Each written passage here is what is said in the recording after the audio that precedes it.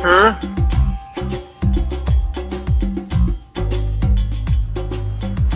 Bitch, please.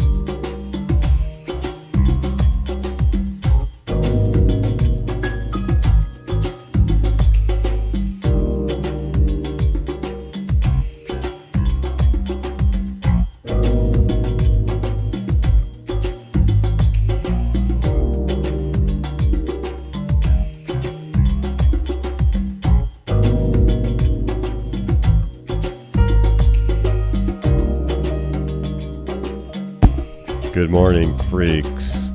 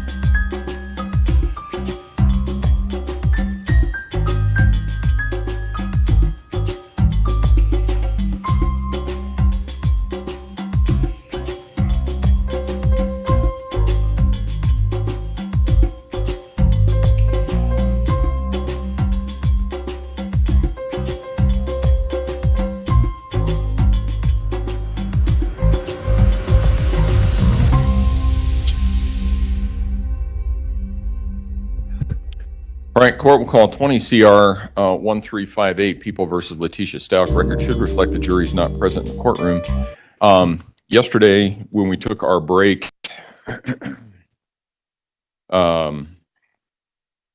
Ms. Gratiano had gone through all of the exhibits. There were 5 that there were questions about. It was 204, 221, 293, 339, and 713. My understanding is that's been cleared up. I've also spoken with my court reporter. All of those exhibits have been admitted. Is that right, Kathy? Okay. So do you disagree, defense? I do not. Okay. So that means that all of the exhibits that I have as admitted, let me double check these here.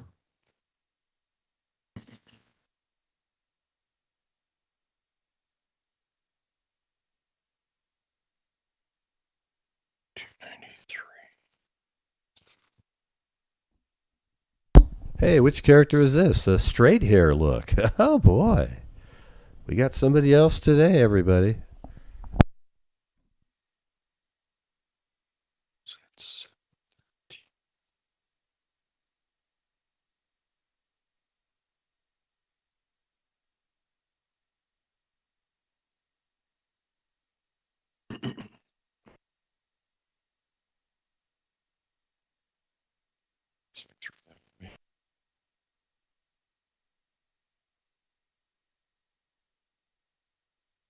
All right, prosecution, what's your plan today? Well, first of all, thank you for letting us do that exhibit audit to make sure that we had admitted everything. Our plan is, as soon as we bring the jury in, based on having that conformity between what we believe we had admitted and now what the court understands that we've also admitted with no objection from defense, we'll plan to rest as soon as the jury comes in. Okay.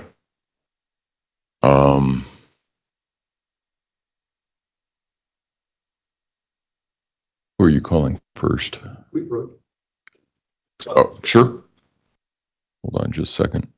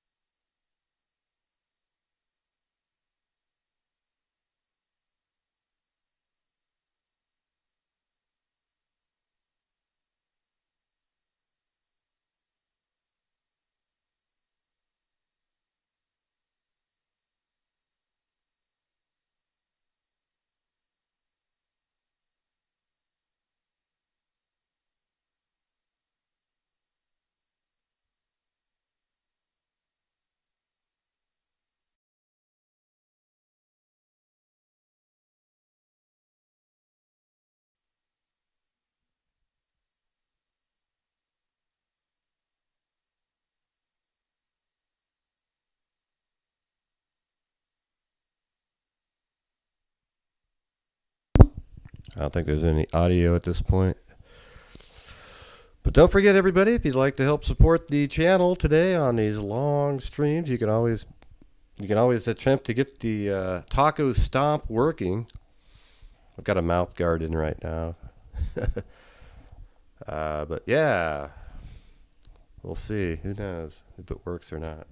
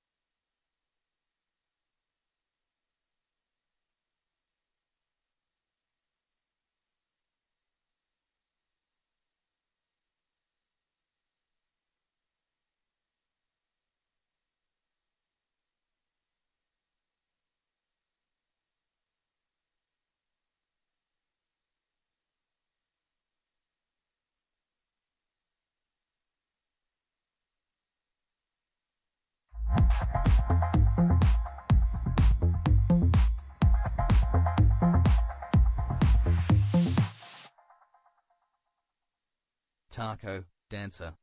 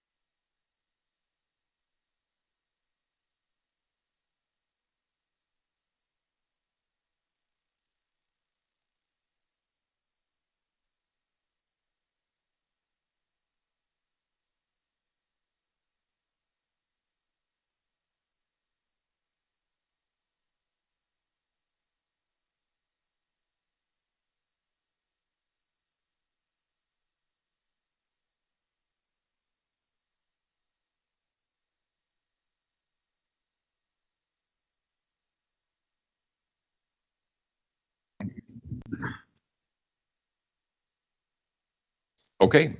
Let's go ahead and bring the jury in then.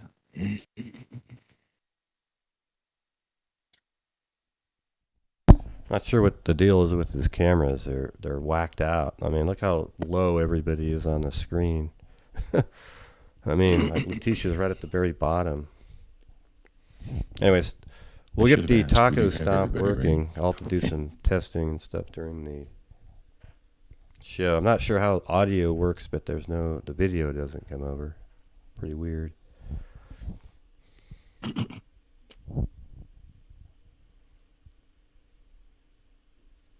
But if you want to help out without having a taco stomp, that's good too. Thanks, Danielle. And by the way, thanks, Danielle, for the... Can you guys do return time at 1 o'clock? I'll rise for the jury, please. For me, I think it's been really helpful to read that stuff.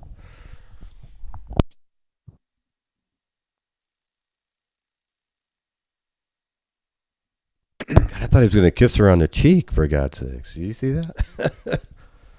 Looked like he was going to kiss her.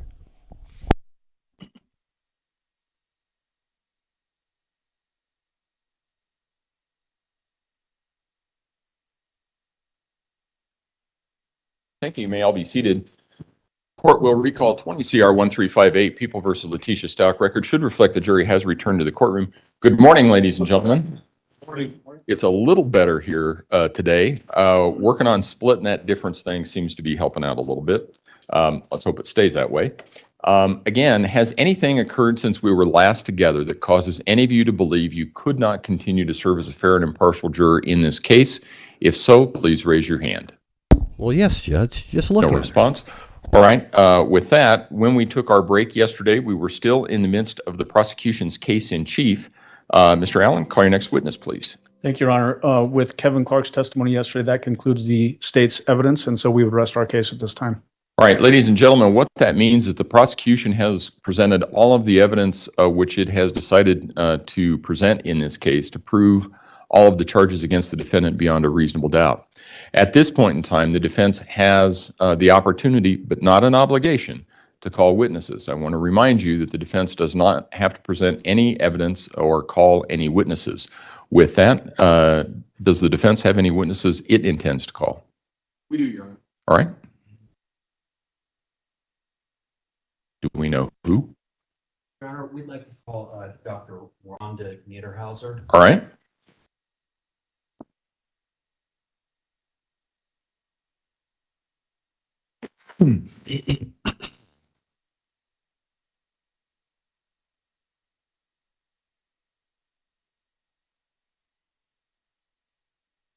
Dr. Niederhauser, if you would step forward and raise your right hand, please, ma'am.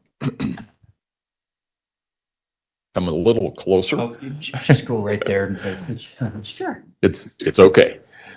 Do you swear or affirm the testimony about to give in this matter will be the truth, the whole truth, and nothing but the truth? Go ahead and have a seat in the witness stand. Please watch your step as you step into the stand.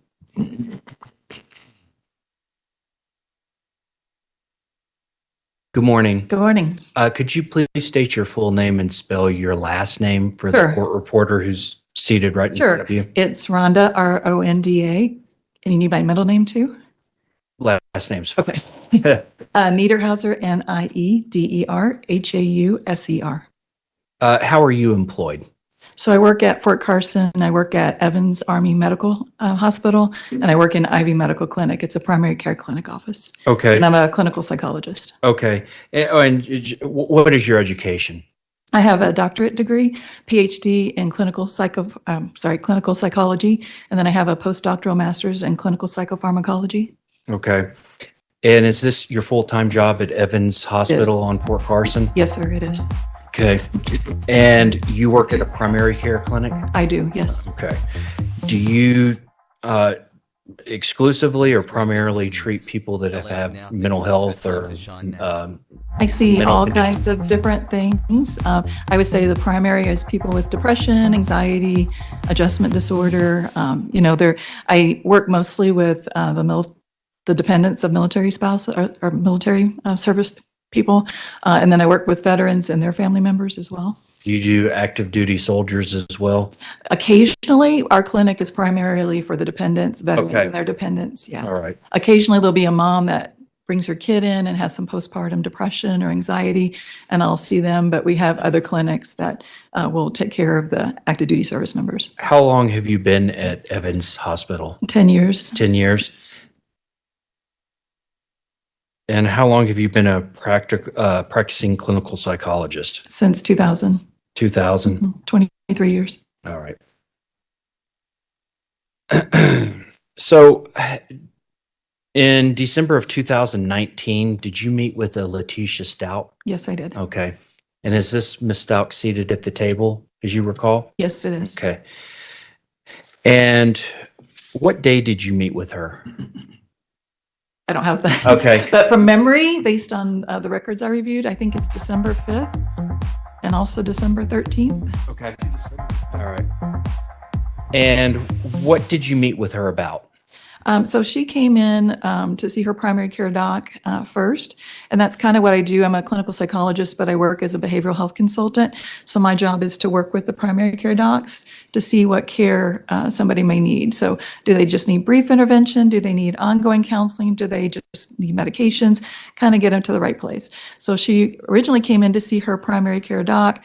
She was having some constipation, and the doc also did a depression and anxiety screener on her. And based on her anxiety symptoms and what she was going through with stress, her doctor walked her into me. And I have 30-minute appointments. I don't do the typical psychologist type of job because I work in a primary care clinic office and I get people walked in all the time.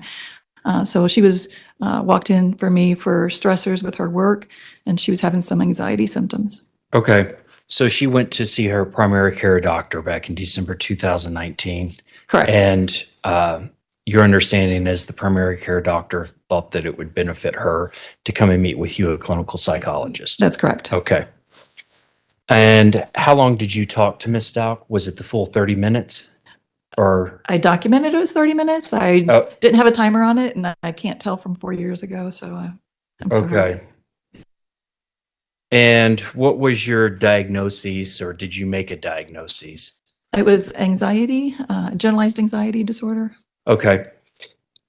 Did you prescribe any medication or treatment or therapy for her? So I don't prescribe, so I make recommendations to the primary care docs. And then I recommended that she see a therapist. Okay. What was your recommendation for medication?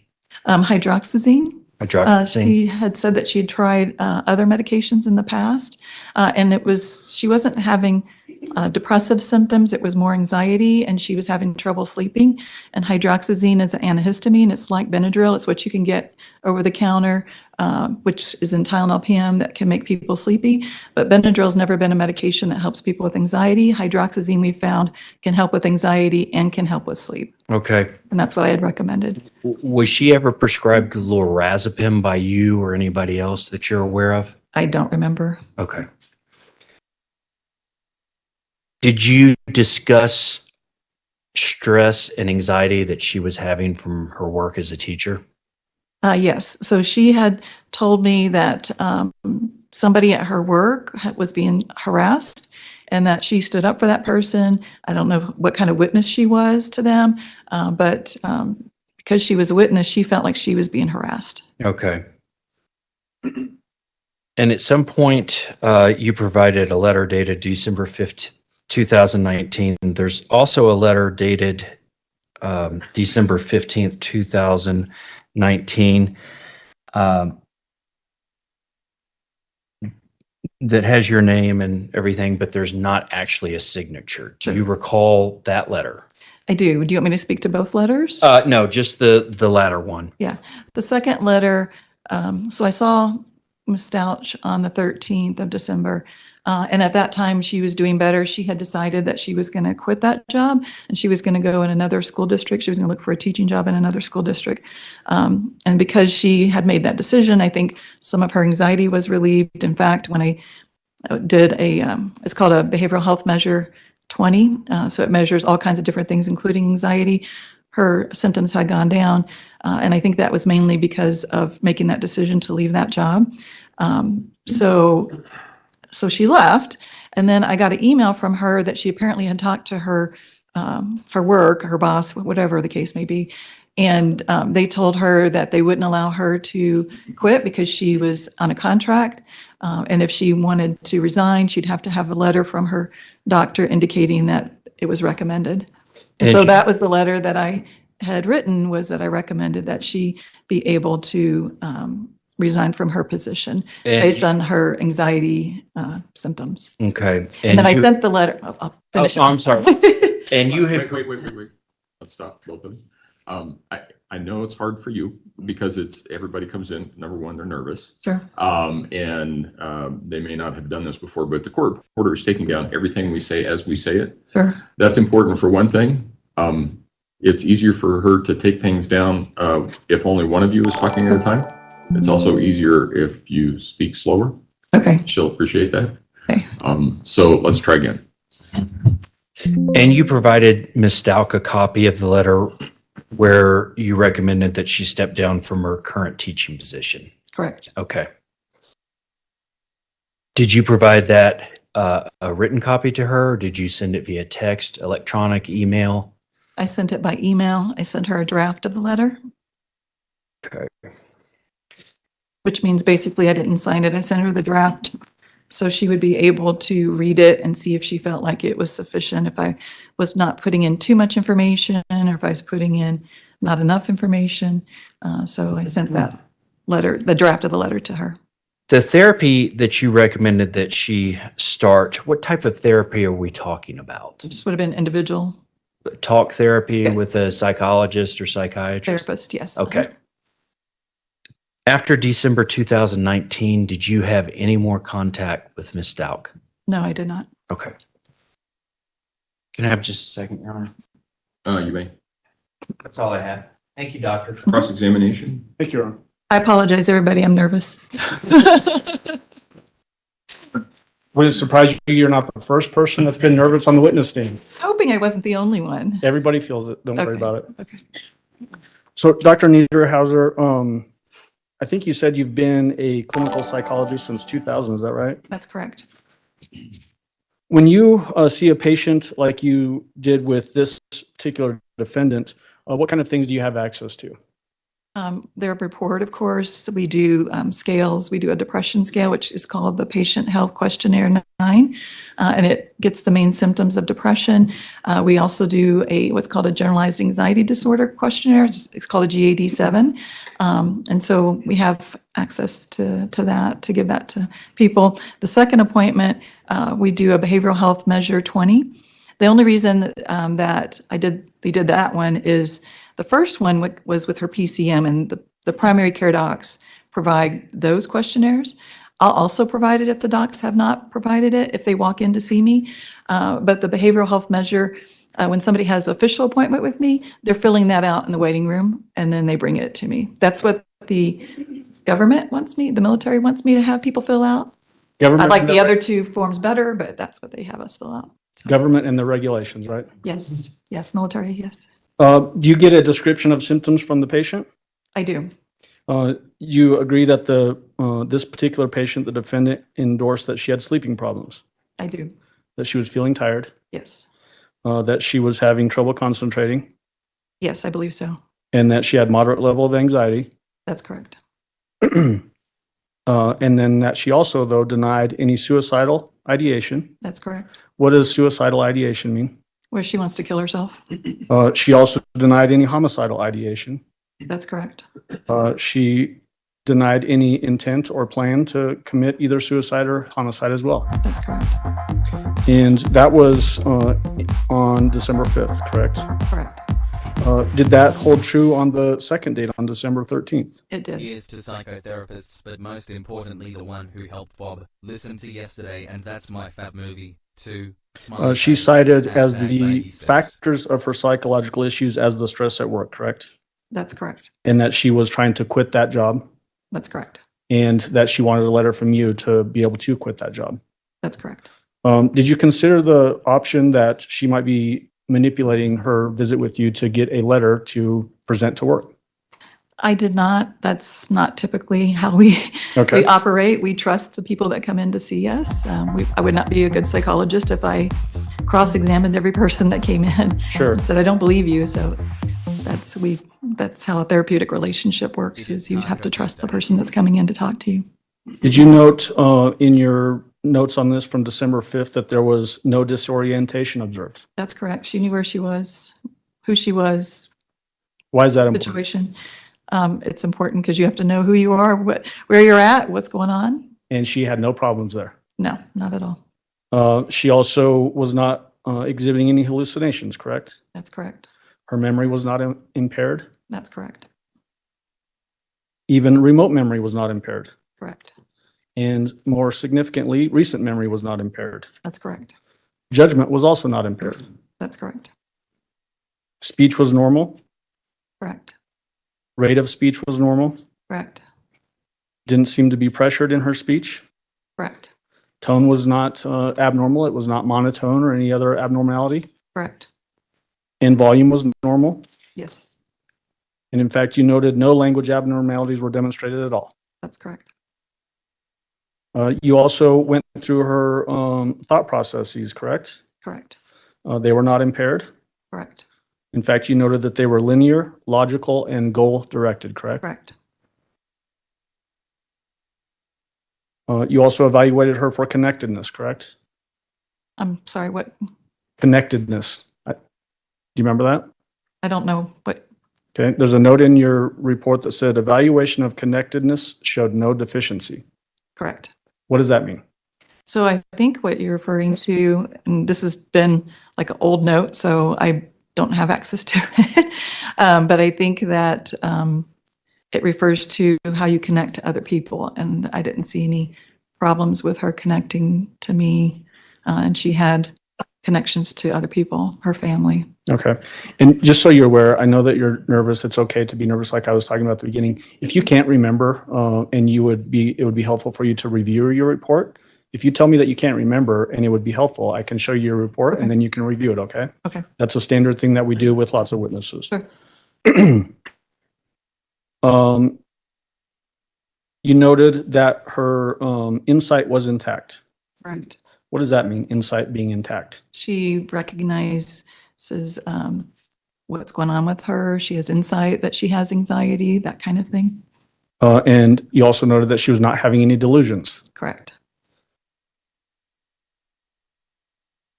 If you're noting all of those things, are those signs that somebody is not suffering from a severe mental health disorder?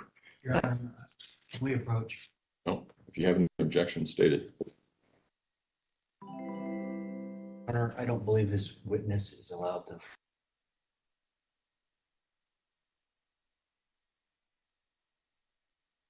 Then she can, Hospital. then she can tell me if that's the case. And what I'm asking Dr. Niederhauser is, based on your years of experience as a clinical psychologist since 2000, and then working as a clinical psychologist for Evans Army Hospital and at Fort Carson's, are those types of things that somebody would suffer if they are suffering from a severe mental health disorder? Can I answer that or no? I'm not the one giving direction here. Okay. So what I basically would say is if I had any concerns that she was a danger to herself, a danger to someone else, or she was gravely disabled, which means she was psychotic or so severely depressed that she wasn't functioning, then I would have placed her on a 72-hour hold and sent her to a psych hospital. So she had some anxiety, she was having some stress, but she was not suffering from severe mental health disorder to the point where I felt she was a danger to herself or others, or couldn't function, Okay. or was psychotic. Okay. And that's exactly what I was asking. This particular patient was not suffering at the time that you saw her in December on the 5th or the 13th of any severe mental health disorders, correct? That's correct. In fact, you noted that she was only suffering from generalized anxiety disorder. Correct. What is generalized anxiety disorder? So that's where you have anxiety, and for people that aren't familiar with anxiety, it's just worry, nervousness, like I am right now. And so you worry about everything. So you don't just worry about certain things, you worry about a lot of things. Okay.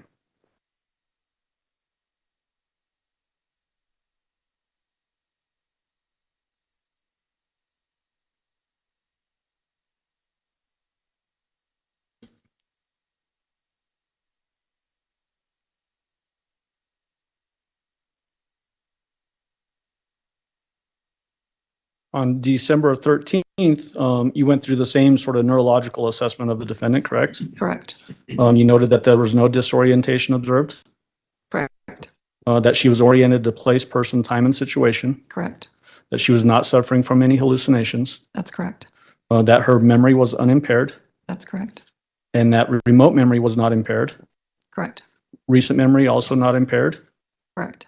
Judgment was not impaired. Correct. Why is it important to note that her judgment was not impaired? Because if somebody's has poor judgment, then they're going to make bad decisions. And her judgment was normal. Correct. Her speech was normal. Correct. Tone again was appropriate. No volume issues or monotone issues or anything like that, correct? Correct.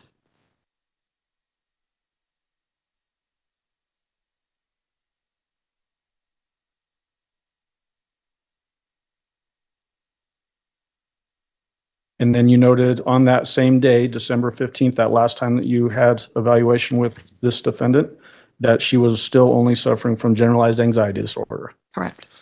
You mentioned the M1 hold, that 72-hour hold. Tell the jury what that is. So it's a hold that I can place on somebody and send them to a psych hospital. It's up to 72 hours. Generally, when you send them to the psych hospital, the psychiatrist or whoever's in charge at the hospital will continue to keep them on that hold.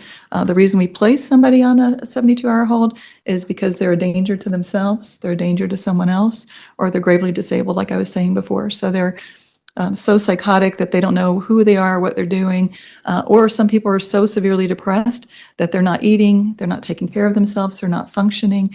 So that's where we can place somebody on it's called an M1 hold in the state of Colorado.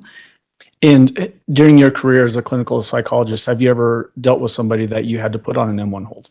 So since I've been at Fort Carson working in a primary care clinic office, I don't see it as often, but I would say probably in the 10 years I've been doing this, it's probably been once or twice a year. So it's not frequent, but it happens.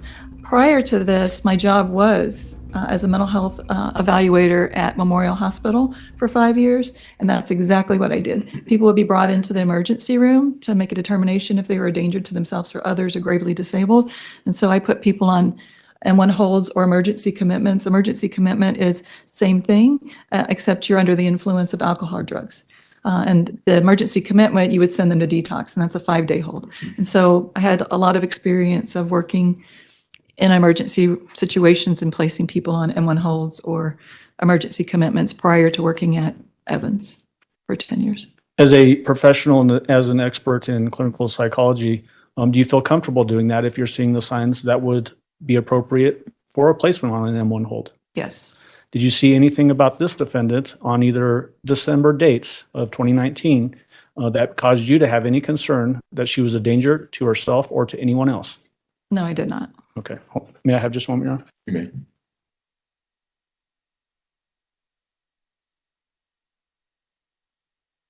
What was the source of information as it relates to your interactions with this defendant? Just the clinical interview with her and the scales that we utilized. So basically everything coming directly from her. Correct. The only time we get collateral information is if we do have concerns about somebody being a danger to themselves or others, or they're psychotic, or, people are worried about them because they're not functioning. That's when I would get collateral information from other people. And that didn't occur here? No, it did not. Okay. Did she have any history whatsoever of psychological treatment in the past? She had told me that she'd been diagnosed with anxiety in the past. In her medical records, she does have a diagnosis of panic attacks and anxiety. And then she had told me that she had tried different medications, but I don't think she'd ever seen a therapist before. Was there ever any history that you knew of that she'd been in an inpatient treatment? She had not. Had not? Had not. That's at least what she told me. She told you that? Yes. Okay. Did she mention any, as it relates to the stress or the anxiety, did she mention anything to you about stress related to her stepfather from 20 years ago? She did not. Did she mention any stress related to sexual abuse at the hands of stepfather from 20 years ago? She did not. Okay, thank you. That's all I have, Your Honor. Redirect. I don't have any questions. Thank you. Thank you, Do, Doctor. do any of the jurors have any questions for Dr. Niederhauser? Looks like we have one. Counsel would retrieve that, and counsel approach, please.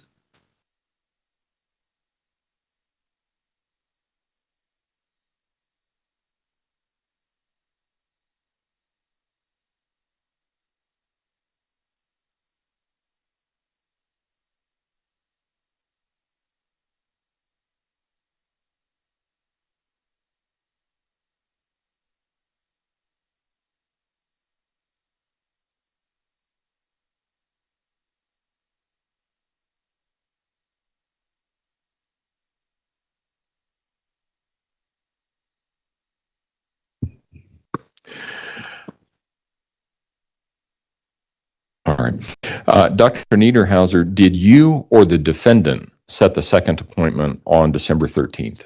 I did. All right. Well, I asked her to get an appointment and somebody scheduled it. Okay. I will allow reasonable follow-up as to that question only. Mr. Cook? Mr. Allen? So, how was it that you had contact with her to set that second appointment? So usually what I do is I walk them out. There's a back desk, they check out and then they actually make an appointment. So I think that's how it happened. Okay, so it's basically at the end of the first appointment, you walk out to the lobby and then you say, set another appointment in a couple of weeks, essentially.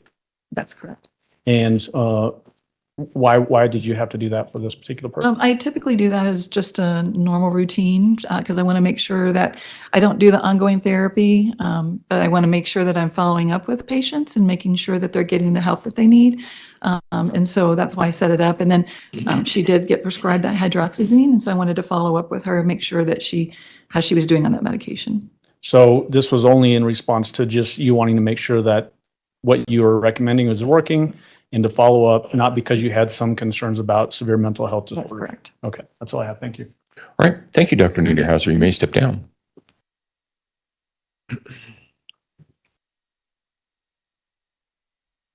All right, ladies and gentlemen, before you came in this morning, the attorneys and I were talking about some logistical things. And I know you might not be surprised. You might be, but you might not be surprised to find that in a case with this number of witnesses, this number of exhibits, sometimes scheduling issues occur. And so we don't have any other witnesses until 1:30. Until 1 o'clock. We're having there's a scheduling issue with respect to the next witness. So what we're going to do is I'm going to send you out until 1 o'clock. If I can have you back in the jury room at 1 o'clock. Again, don't discuss the case with anyone else. Don't discuss the case among yourselves. Don't do your own independent research about any aspect of this case. And the attorneys and I will be dealing with other issues. We're going to talk some probably about some jury instructions, some logistical things and things like that. So while we're not able to use your time efficiently this morning, I still hope to do that here. And we are still ahead of where we thought we would be at this point in time. So I know it looks like there's some downtime, but we're still going to use it efficiently from our end. And we are still ahead of where we thought we would be. So enjoy the morning, I guess. And we will see you at 1 o'clock. All rise for the jury, please.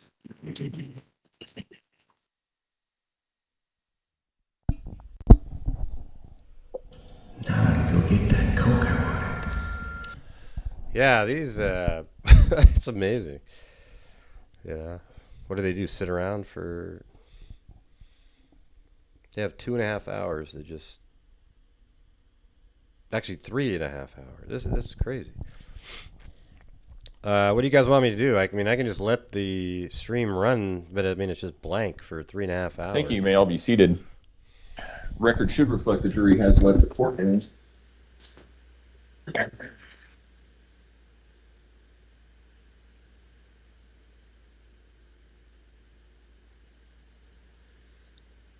All right, Ms. Stauch, I'm going to go back through some of the questions that I talked to you about last week. I just want to confirm, prosecution, there are no prior felony convictions. Is that accurate?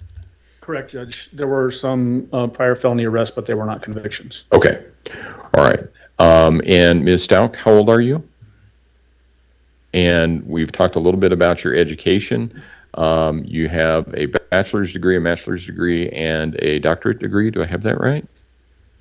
And how's your health today? And are you now or have you been under the influence of any alcohol or drugs in the past 24 hours? Do you understand that you have a right not to testify? Can you hear her okay, Kathy? Okay. And if you choose not to testify, then the jury can be instructed about that right and be told that they cannot infer your guilt from the fact that you remain silent, and that it would still be the prosecution's burden to prove the elements of the case to the jury beyond a reasonable doubt. Do you understand that? Do you understand, however, that you have a right to testify? And do you understand that if you want to testify, no one can prevent you from doing so? Do you understand that if you choose to testify, you may be cross-examined by the prosecution concerning any matters which are relevant and material to this case? Do you further understand that juror questions may be submitted, but that the same rules of law, evidence, and procedure that apply to lawyer questions will apply to juror questions, and that improper juror questions will not be permitted? However, legally proper juror questions may be asked of you if you decide to testify. Do you also understand that the decision to testify or not to testify is yours personally, and only you can make that decision? Do you further understand that even though your attorneys may disagree with your decision, that the decision is entirely yours and yours alone? Do you fully understand this advisement? Is there anything further you wish for me to explain to you concerning your right to testify or not testify? What is your decision? Do you wish to testify or not testify?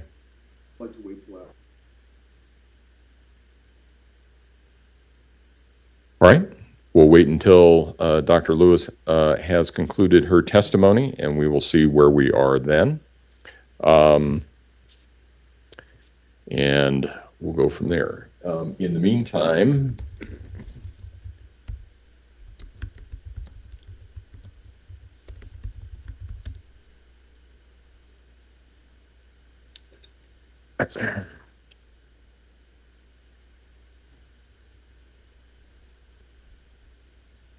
let's use a little bit of the time for jury instructions, just preliminarily.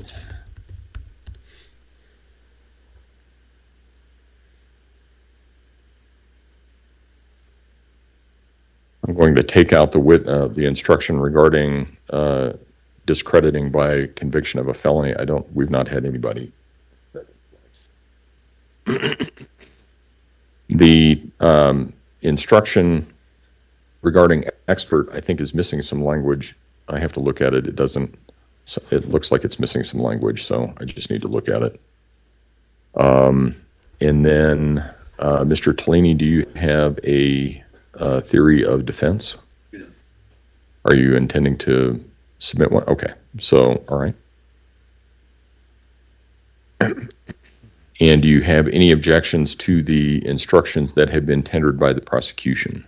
The only one I have, they all appear directly with Bold G, except the one about lay witnesses Right. On sanity. The objection to that one, I understand it comes from the statute, but I think it unnecessarily highlights that testimony. I mean, clearly witnesses can do that. The court, it's clearly allowed them to do it, so I think it's implied that it's acceptable for them to do that instead of the research.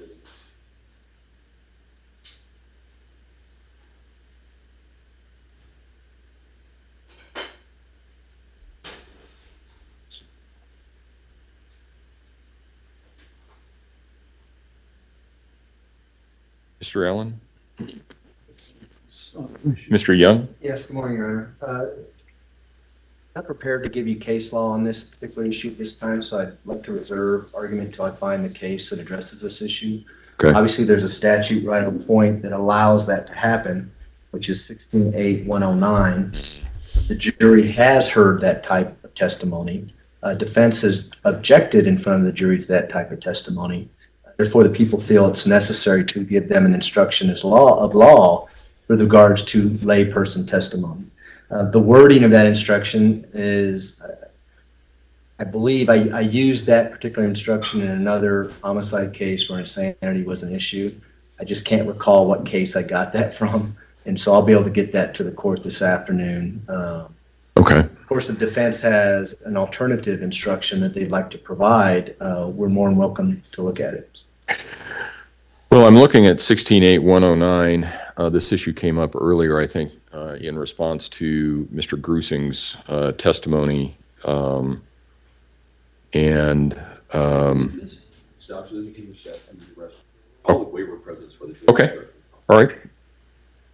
All right. And Ms. Stauch, as I understand it, you're willing to waive your presence for the jury instruction conference?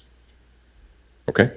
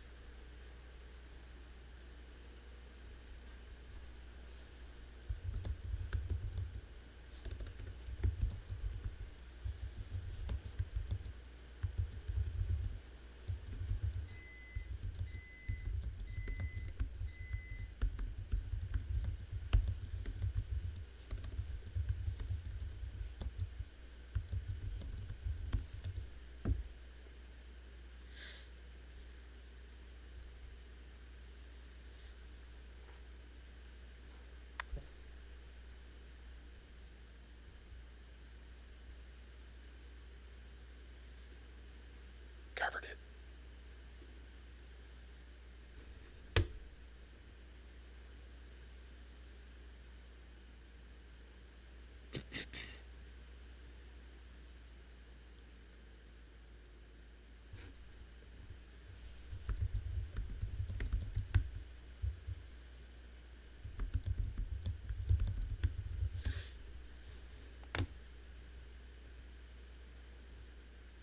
All right.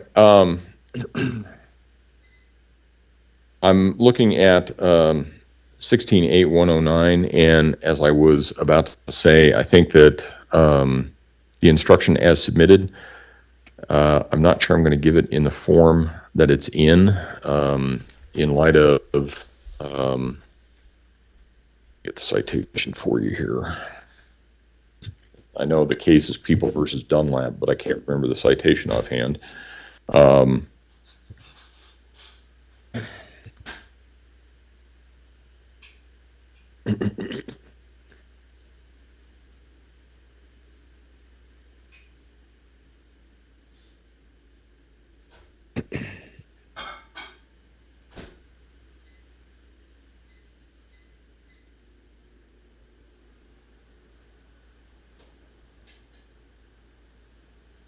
Got 173 Does it sound right? Dunlap? Nope, I'm thinking it's 36 P3rd 778. And the case that I'm thinking about now, granted, there are a number of different iterations of Dunlap because it's a death penalty case, so it went up and back a number of times. But I think the case that I'm looking at is 36 Pacific 3rd 778. I can tell you for sure the principle of law is that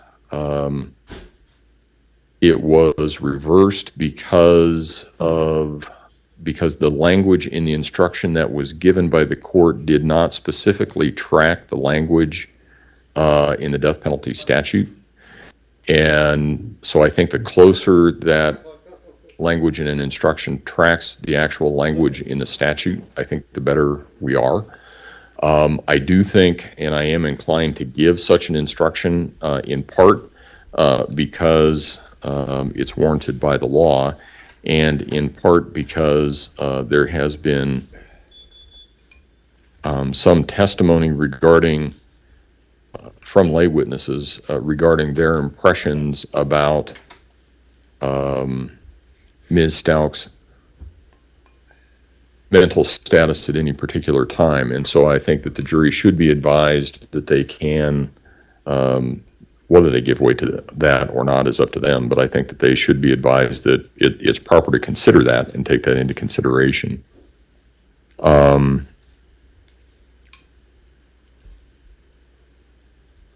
And then the only other question that I had was, you submitted a jury instruction that I didn't know what the source was.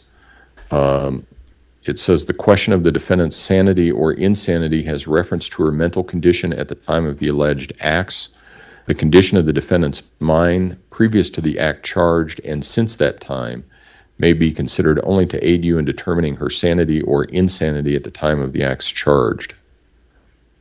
It sounds like it's a standard instruction somewhere, but I didn't find it. And it did these so long ago, it's hard to remember where I got. Okay. I got most of them from Colgy, but I also did some from prior cases that I had. So I'll do some research while we have some time and figure out where I came up with. Okay, that one, that's the only one that I had the question about. So, and let's see.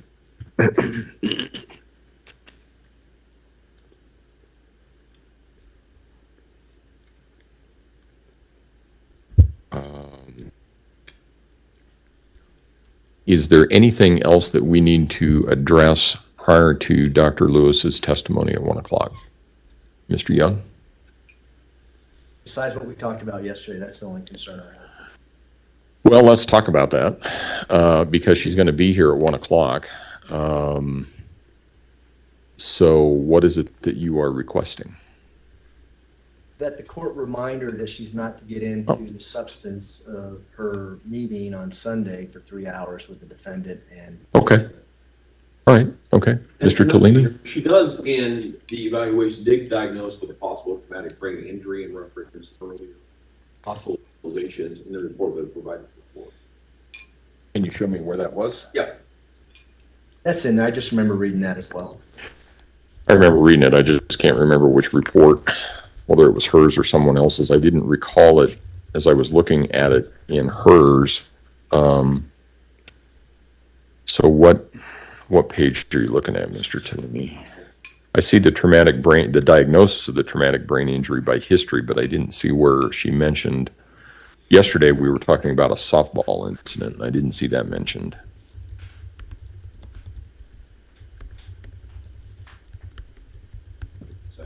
Okay. Yes, I had a traumatic brain injury. Not well, 1 o'clock. When I was younger. Okay, great. We'll write that in. Yeah, no, 1 o'clock, because that's when Dr. Lewis will be here. Yeah. So, yeah, don't take her back to CJC.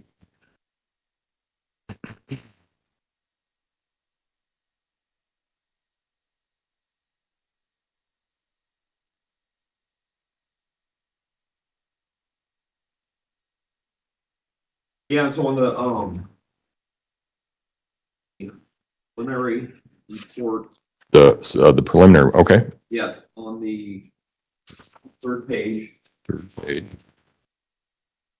talk about a second diagnosis could be complex partial seizure. These kinds of seizures are characterized by auras. She was severely injured when a shell fell on her head and knocked her unconscious. Prior to that, she suffered a head injury and was taken to the emergency room, cardiac cath scan, and had a discharge of diagnosis. Okay.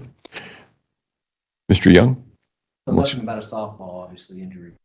It's in her report that may lead to this conclusion that she comes up. Okay. And I do recall her talking to Ms. Stauch about the bookcase during her forensic interview that was recorded back in. Okay. I think she can talk about that. Again, she can't talk about a softball injury other than to say that what she says here, prior to that, she suffered a head injury, was taken to an emergency room, required a CAT scan, and had a discharge diagnosis of brain damage. I think she can talk about that. What? Oh, she wants to come back. Why is that admissible?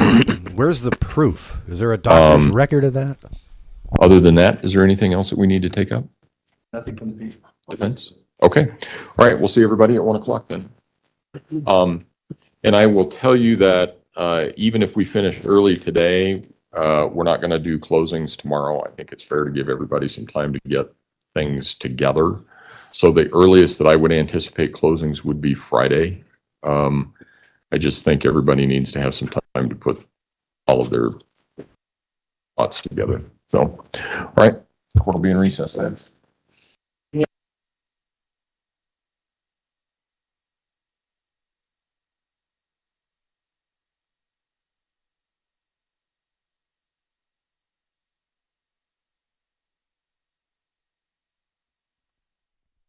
Not that you're aware of, Slapstick 1973.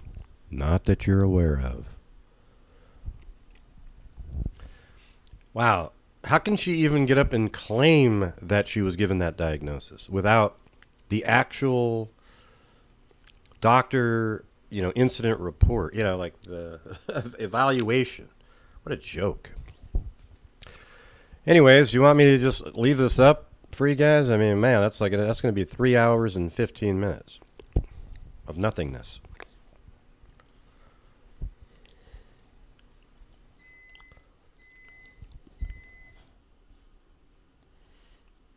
Yeah, okay. I'll just come back. I'll just come back on later.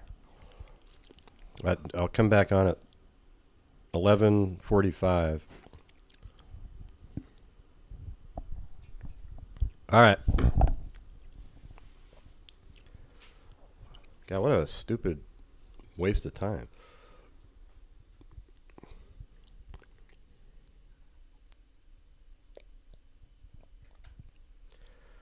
Thank you to Shimona V, Kelly S, Danielle, Kathy Chapin, Annie Later, Hair Down D, Annie T, Melinda Motimaiden, Teresa Murray, Danielle, Phony Pin, and Juniper Tarot and Magic.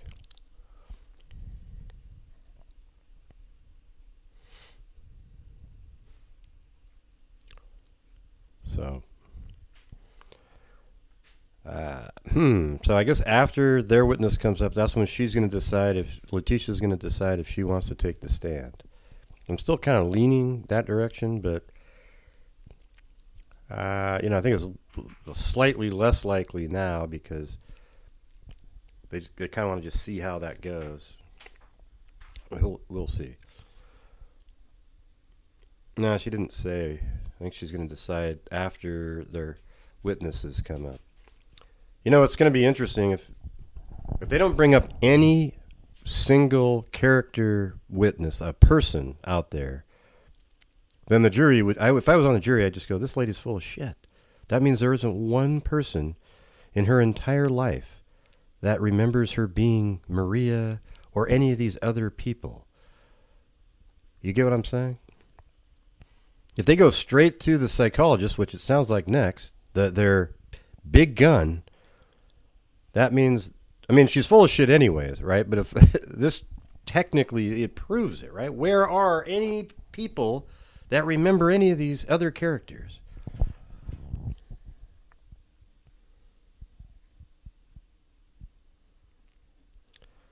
Yeah. Anyways, I'll see you guys at like 11:45, all right? Thank you all for being here, and we'll see you later. Be safe out there. Bitch, please.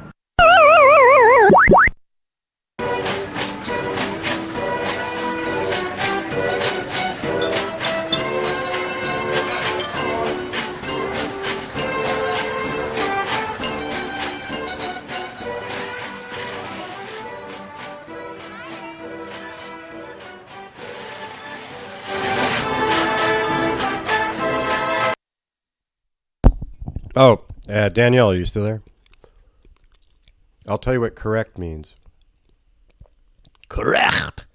It came from, I was working at this place where this lady didn't have a clue what to do for work. And she kept asking me how, hey, Gray, can you show me how to do this? So I sat at my computer. She stood above me. And every time I was explaining every little aspect of it, she kept saying, correct, correct, correct, as other people walked by. And guess what they thought? They thought she was helping me. All right? When somebody's helping you with something, don't keep saying correct, correct, correct. Yeah, I know it's correct. That's why I'm telling you. That's why you ask me, because I know it's correct. Do you get what I'm saying? Thank you. All right, everybody. We'll see you later.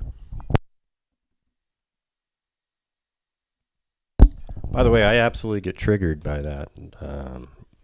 Remembering that story. Where the hell's my trigger buddy? I gotta put that one out here. Oh God, where is he? There it is.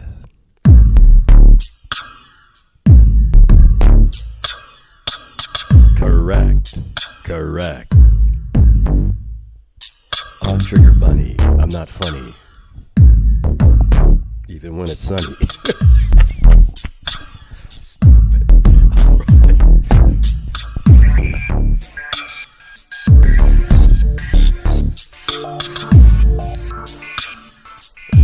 Alright, guys. We will see you later. Alright.